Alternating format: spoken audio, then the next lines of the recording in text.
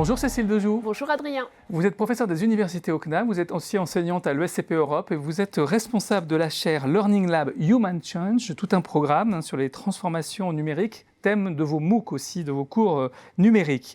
Alors, on parle beaucoup des métiers en tension, de la difficulté des entreprises à recruter actuellement. Voyez-vous émerger de nouvelles pratiques, des pratiques qui desserrent ce problème de recrutement? Alors oui, c'est vrai qu'aujourd'hui, le monde du recrutement est en effervescence. Alors c'est très intéressant parce que de nombreuses entreprises testent, apprennent et en fait abandonnent certaines solutions ou alors les mettent en ce qu'on appelle scale-up, c'est-à-dire en développement global. Je pense par exemple à L'Oréal avec des approches sur l'intelligence artificielle.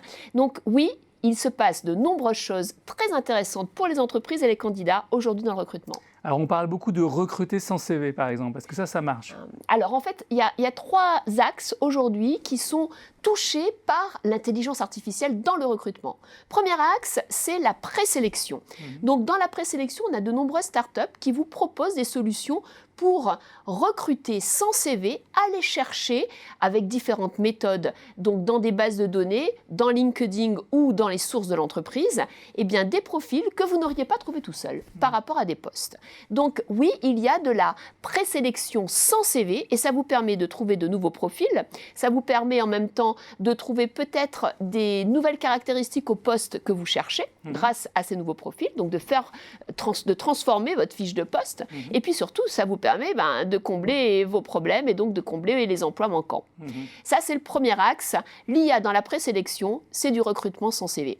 Le deuxième axe, c'est les entretiens. Alors en France, on n'est pas encore arrivé à faire de l'entretien avec de l'IA, mais en Angleterre, oui. Vous avez une start-up qui s'appelle HiView qui vous fait de la reconnaissance faciale dans l'entretien avec un téléphone.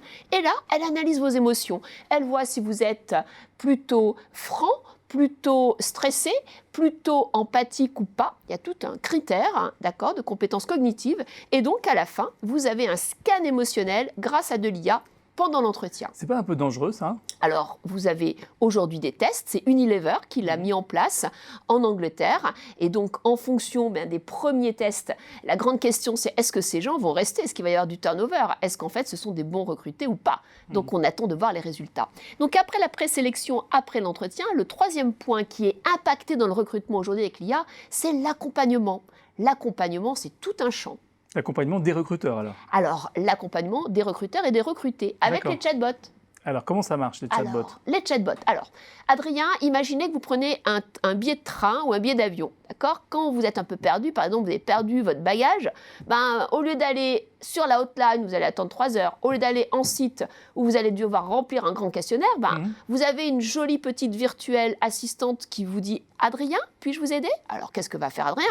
Il va remplir une question. « Oui, j'ai perdu mon bagage. » Et vous allez avoir une réponse. C'est un chatbot. Et dans les chatbots, aujourd'hui, l'IA permet de répondre, d'accord, mais elle permet aussi d'apprendre des réponses pour pouvoir créer une nouvelle réponse. Et là, dans le recrutement, on a un magnifique exemple que je vous invite à aller voir, qui est l'entreprise Randstad qui a créé le premier chatbot de recrutement qui a été primé et qui s'appelle Randy. Et alors donc, le but, c'est pas de retrouver son bagage, mais c'est de trouver un emploi. Alors, c'est de vous accompagner dans la sélection des offres et en même temps de vous donner des conseils par rapport à votre CV pour vous amener vers des nouveaux métiers. Donc, c'est l'accompagnement du recruté par le recruteur. D'accord. Donc, des deux. Merci beaucoup, Cécile Dejoux. Merci.